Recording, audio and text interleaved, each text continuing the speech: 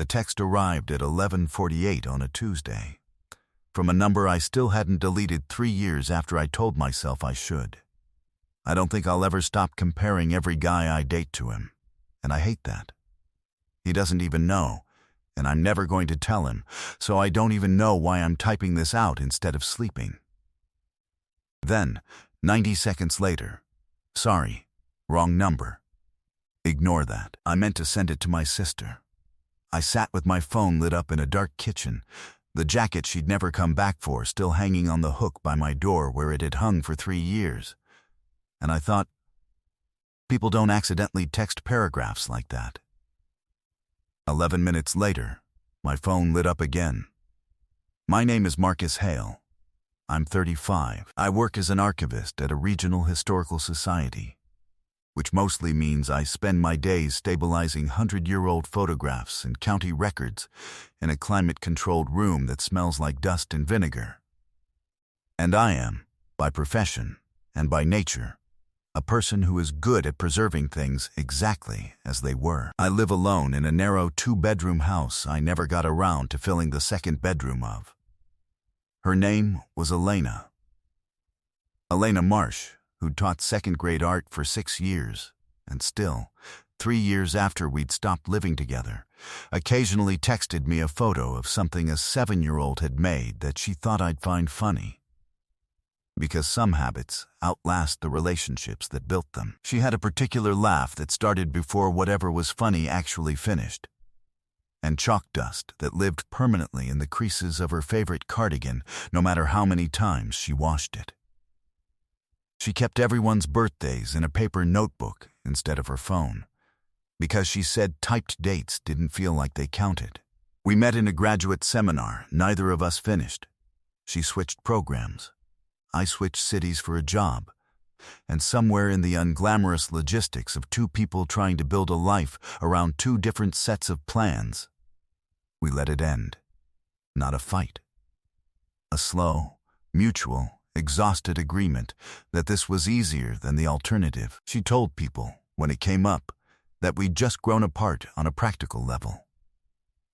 She had not told herself, I don't think, that practical and over were never quite the same thing. The kitchen had gone quiet the particular way a house gets quiet at midnight when you live in it alone. Just the refrigerator cycling on, and somewhere outside a sprinkler running on a timer nobody had bothered to fix. I was standing at the counter eating cereal for dinner, which is a thing I do more often than I'd like to admit, when the first text landed. I read it twice, then a third time, looking for the version of it that made it not what it obviously was. I don't think I'll ever stop comparing every guy I date to him, and I hate that. He doesn't even know, and I'm never going to tell him. My name wasn't in it. It didn't need to be. The jacket was still on the hook 8 feet from where I was standing, and I'd spent 3 years walking past it without letting myself think too hard about why I'd never mailed it back. The wrong number text came 90 seconds later, fast enough that I understood she'd been watching the screen, waiting to see if I'd respond, then panicking when I hadn't yet. Sorry, wrong number, ignore that. I meant to send it to my sister. It was a tidy enough lie. It would have worked on someone who didn't know that Alana's sister was saved in her phone as Bug, and that Alana, who'd once spent 40 minutes editing a single text to a landlord about a leaking faucet, did not accidentally send 3 sincere sentences to the wrong contact. I didn't respond. Not because I didn't want to. Because I'd learned, somewhere in the last 3 years, that the worst thing I could do to Elena Marsh was make a vulnerable moment easy for her to retreat from. If I texted back immediately, she'd have an exit ready before she even needed one. So I waited.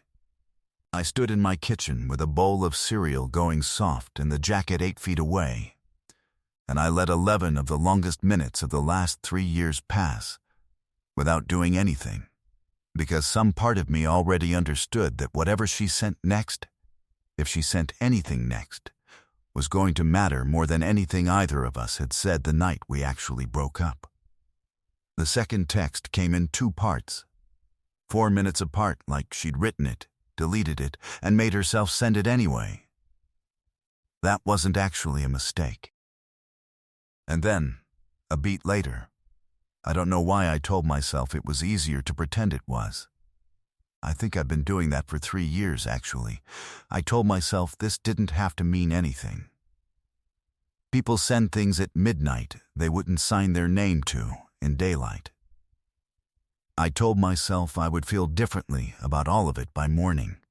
That the rational version of me, the one who'd spent 3 years successfully not driving past her new apartment, not liking her photos, not doing any of the small, undignified things people do when they haven't actually moved on, would reassert himself with coffee and sunlight.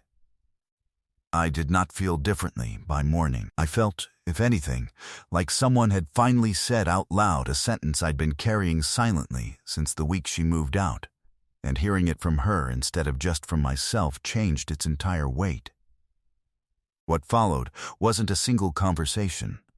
It was 3 weeks of small, deniable evidence, the kind that means nothing individually and everything stacked together. The first piece was the typo.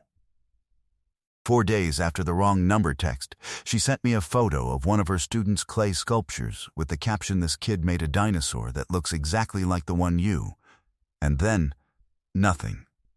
The message cut off mid-sentence, sent anyway, like she'd caught herself mid-memory and hit send before she could delete it. I knew exactly which dinosaur she meant. I'd made it badly, out of Play-Doh, at her cousin's birthday party 4 years ago, and apparently it had become a unit of measurement in her life that she hadn't fully retired. The second piece came from Priya, a friend we'd shared in the relationship and somehow both kept afterward, who texted me out of nowhere asking if I was doing okay with everything, which is the kind of question you only get asked when someone else has been talking. When I asked what she meant, Priya sent back a single laughing emoji and asked Elena, which told me everything and nothing, in the specific way mutual friends always manage. I do not have reliable instincts about exits where Elena Marsh is concerned. I had, however, a well-developed habit of reading into things that may or may not have warranted it, and for several days I oscillated between cautious hope and the conviction that I was constructing an entire emotional weather system out of one clay dinosaur and a friend's vague text. The third piece was harder to explain away. She actually called, which she hadn't done since the breakup, both of us having silently agreed texting was safer, and when I picked up, there were 4 seconds of just breathing before she said anything, like she'd dialed before she'd finished deciding to. "I wasn't going to call," she said. I called anyway. Then, before I could respond, "I have to go. I have papers to grade," and hung up, having said nothing and somehow said everything. The fourth piece arrived almost a week later, and I wasn't supposed to see it at all. We'd met for coffee, her suggestion, as friends, and she'd left her phone face up on the table when she went to the counter for napkins. A reminder notification slid down the screen, 11:48 p.m., 1 year ago today, tied to a photo memory neither of us had ever talked about deleting. She came back, saw me looking, and turned the phone face down so fast, the motion itself was the answer.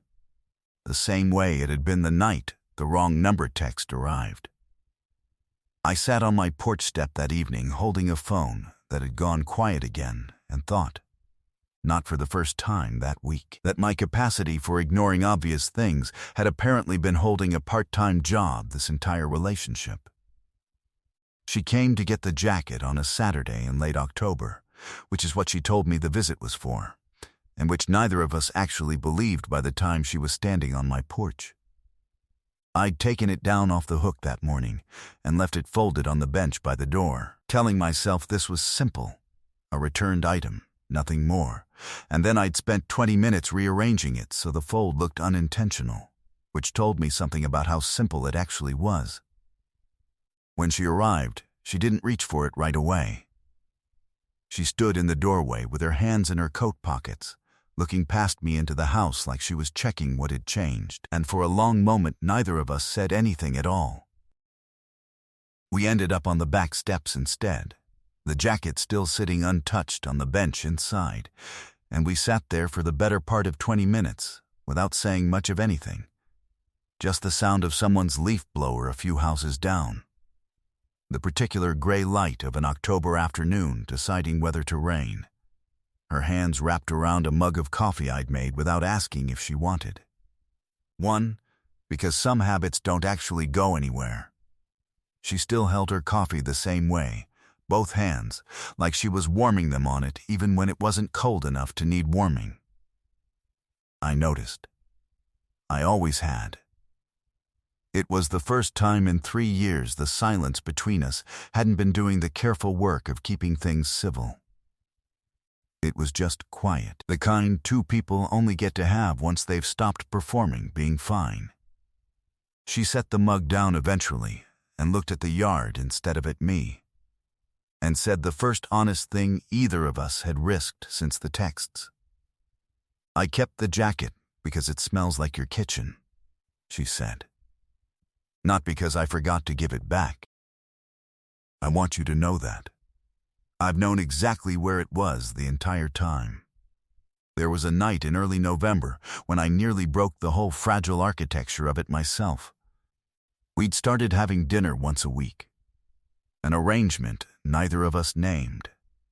Both of us calling it catching up to anyone who asked.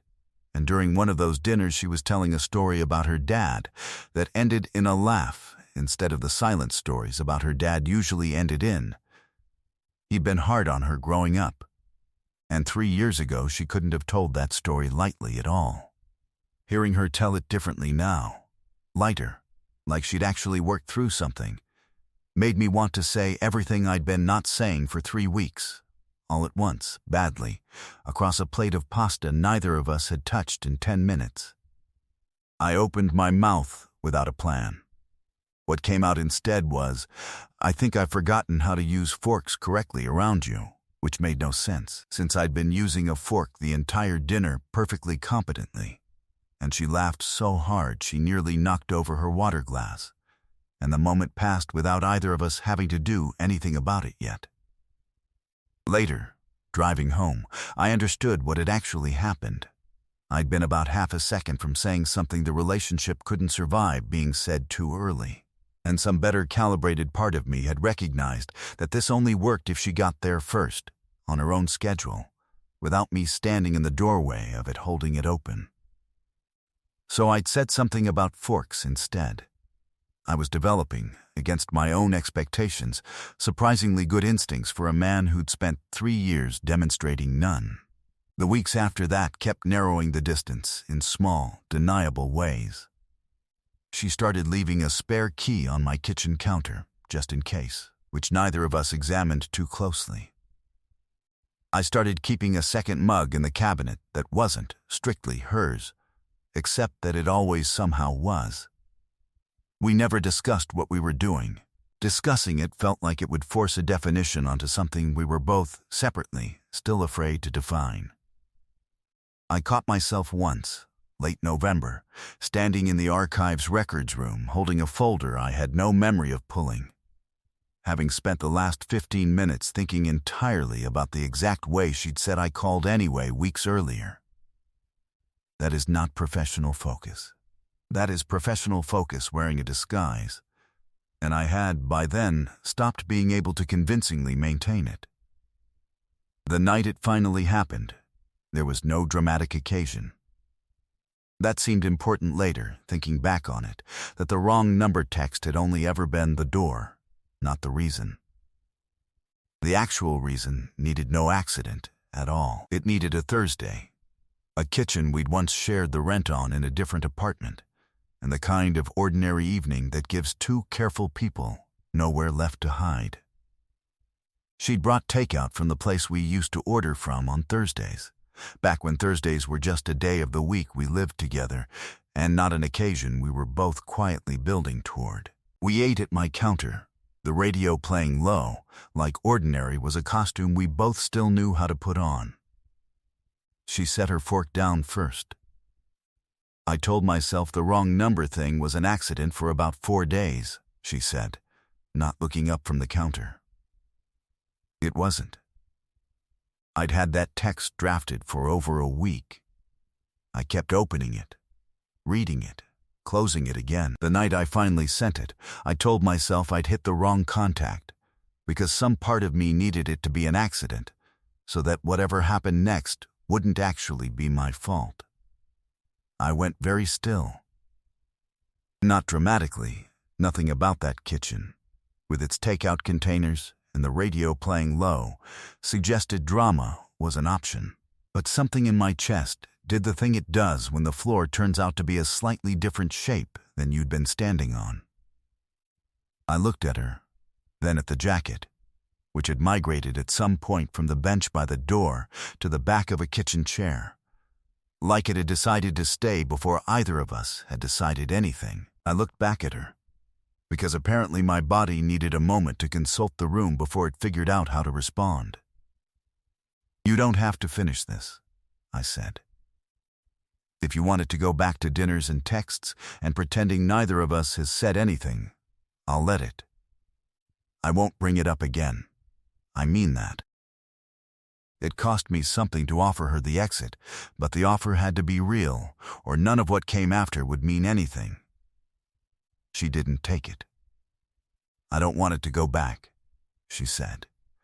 And for the first time since the breakup, her voice didn't have the careful evenness in it that she used for things that mattered. Just something quieter, more exposed. I spent 3 years telling people we'd just grown apart. Like it was weather, like neither of us had a hand in it. That wasn't true. I left because I was scared of how much I needed you to be the reason I stayed, and I didn't trust that I deserved to need someone that much. I've spent 3 years being fine without you to prove I could be. I'm tired of proving it. I don't want to be fine without you anymore. I want to just be with you." It hit harder than I had given it permission to. "Every good thing that's happened to me in the last 3 years," I said, "you were still the first person I thought to tell, even when I had no right to tell you anything anymore." I told myself that was just leftover habit. It wasn't. I never actually stopped reaching for my phone to text you things. I just stopped letting myself hit send. Until you hit send first. She didn't say anything to that. She came around the counter instead. The distance that had taken 3 years and 1 wrong number text to close covered in about 4 steps, and put her hand flat against my chest the way you'd confirm something was actually still there before you let yourself believe it. I kissed her like a man who'd been offered an exit and was profoundly relieved she hadn't taken it. Careful. Then, less careful. Her hand closing once in the front of my shirt like she was making sure of something. Somewhere in the living room, my phone buzzed with a notification neither of us moved to check. And a second later, hers buzzed too. Both phones going off in almost the same instant. And she pulled back just far enough to laugh against my shoulder. "If that's my sister," she said, "I am never going to live this down." And I started laughing too, because apparently the universe still had opinions about timing, and neither of us minded. 6 weeks later, we were still in the stage where every small thing felt like it required care. She still texted before coming over instead of just showing up. And I still kept that second mug in the cabinet like its presence needed confirming each time. We were learning the specific tenderness of 2 people who'd already lost each other once and weren't going to treat a second chance carelessly, and it was, in its way, slower and better than anything dramatic could have been. By the time spring arrived, none of that careful learning was left. She left her grading on my kitchen table without asking. I stopped folding the jacket like it was on loan and just hung it back on the hook by the door, where it had always actually belonged. She still calls instead of texting when something matters, and I still pick up on the first ring, because some lessons you only need to learn once. A year on, when people ask how it started, she tells them she texted the wrong number, I tell them it was the most right-wrong number either of us has ever sent. We're both telling the truth, just from opposite sides of the same accident. Nothing had appeared from nowhere. It had simply stopped pretending to be a mistake. What would you have done if your ex sent you a text that was never really meant for someone else? And have you ever told yourself something was an accident because the alternative, that you meant it completely, felt like too much to admit out loud? Leave your answer in the comments. If this one stayed with you, a like and a subscribe means I'll keep making them, and I'll see you in the next one.